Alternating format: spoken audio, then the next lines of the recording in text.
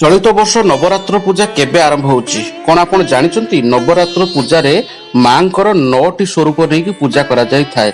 9टी स्वरूपर अर्थ होउची 9 प्रकारर मां रूप नेबे, 9 प्रकारर फूल, 9 प्रकारर फल, 9 प्रकार वस्त्र नैवेद्य सहित मां पूजा पाइबे। चलित वर्ष घट एवं कलश स्थापन करिवार शुभ मुहूर्त केते समय अछि एवं दशहरार अन्य नाम काहेकि विजया दशमी ए संबंधित कथा जानिया पई चाहुतिले वीडियोटी को शेष पर्यंत देखंतु।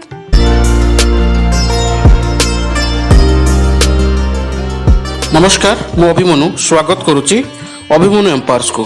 आम हिंदू धर्म रे नवरात्रि उत्सव बहुत महत्व रखी थाए। यही पूजा संपूर्ण भाव में माँ दुर्गा को समर्पण करा जाय थाए। यार मध्य किछि लोकंक मन रे यह प्रश्न उठे जे यही नवरात्र आरंभ केबे ठारु होईची। तेबे आसंतु जानिबा नवरात्र पूजा हमें काहेकि पालन करिबा।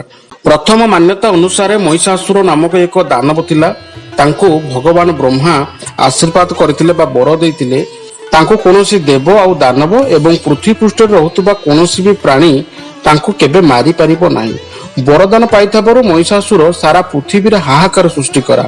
स्वर्ग मत्य पाताल तीन पुरे तार आतंक जारी रहिला।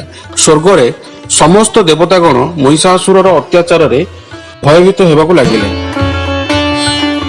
सृष्टिर उद्धार करिबा पई एवं महिषासुरर संहार करिबा पई जगत जननी माँ दुर्गा देवी को जन्म नेबाकू पड़िला। आश्विन मासर शुक्ल पक्षर प्रतिपदा तिथि आरंभ करी 9 दिन पर्यंत माँ दुर्गा देवी एवं महिषासुर मध्य भयानक युद्ध चलिला एवं 10म दिन माँ दुर्गा देवी तांको बद्ध करथिले। एहा परे माँ दुर्गा देवी को महिषा मर्दिनी मध्य कहा जाए। एहा परे आश्विन मासर शुक्ल पक्षर प्रतिपदा तिथि 9 दिन पर्यंत आमर पालन करा जाउची नवरात्र पूजा।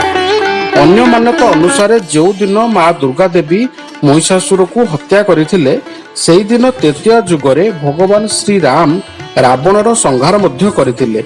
भगवान श्री राम और रावण को मारिबा पई माँ दुर्गा देवी को आराधना करथिले। श्री राम माँ दुर्गांकर आराधना रामेश्वरंक ठारे 9 दिन करथिले। श्री राम को आराधना रे माँ दुर्गा प्रसन्न होइतिले। एहा परे माँ दुर्गा भगवान राम को युद्ध जीतिबाकू वरदान करथिले। एहा परे भगवान श्री राम एवं रावण मध्य एक भयानक युद्ध होइतिला। सेथिरे भगवान श्री राम रावणर संहार करथिले। सेही दिन आश्विन मास शुक्ल पक्ष दशमी तिथि थिला। तेबे भगवान राम दशमी तिथि रे रावणर बद्ध करथिले, जा फल सेही दिन को आमे विजया दशमी भावे पालित करा जाउछि। एबे आसंतु जानिबा ये चलित वर्ष नवरात्र पूजा केबे पालन करा जाउछि। चलित वर्ष शारदीय नवरात्र अक्टोबर 3 तारिख गुरुवार आरंभ होई अक्टोबर 12 तारिख रे शेष हबो। पंचांग अनुसार आश्विन मासर शुक्ल पक्ष प्रतिपदा तिथि अक्टोबर 3 तारिख दिन 12:18 रु आरंभ होई 4 तारिख अक्टोबर दिन 2:58 रे शेष हबो। पूजा पाई बा घट स्थापन करिबा पाई शुभ मुहूर्त जानिबा। पूजा एवं घट स्थापनर शुभ मुहूर्त रहउची सकाळ 6:15 रु 7:22 पर्यंत रहिबो। एही दिन घट स्थापन करा जाई माँ जगत जननी दुर्गांकर प्रथम स्वरूप शैलपुत्री को पूजा करा जाई थाए। सेहीपरि नवरात्र द्वितीय दिन रे माँ ब्रह्मचारिणी को पूजा करा जाई थाए। तृतीय दिन माँ होचंती चंद्रघंटा रूप में पूजा पाइबे। चतुर्थ दिन मांकर रहिबो कुष्मांडा। पंचम दिन रे माँ स्कंदमाता। षष्ठ दिन रे माँ कात्यायनी। सप्तम दिन रे माँ कालरात्रि। अष्टमी रे माँ सिद्धिदात्री।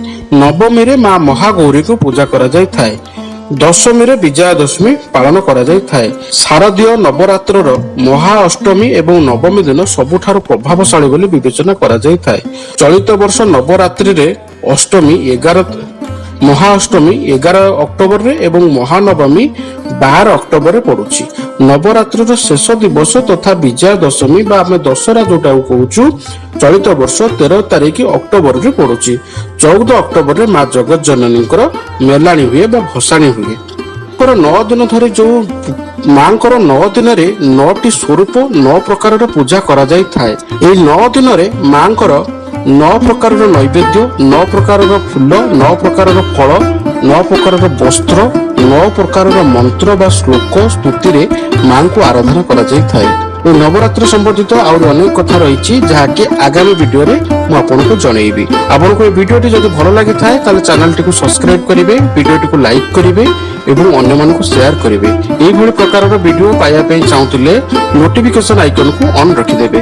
ଆଜି ପାଇଁ ରହୁଛି, ନମସ୍କାର, ଜୟ ଶ୍ରୀ ଜଗନ୍ନାଥ।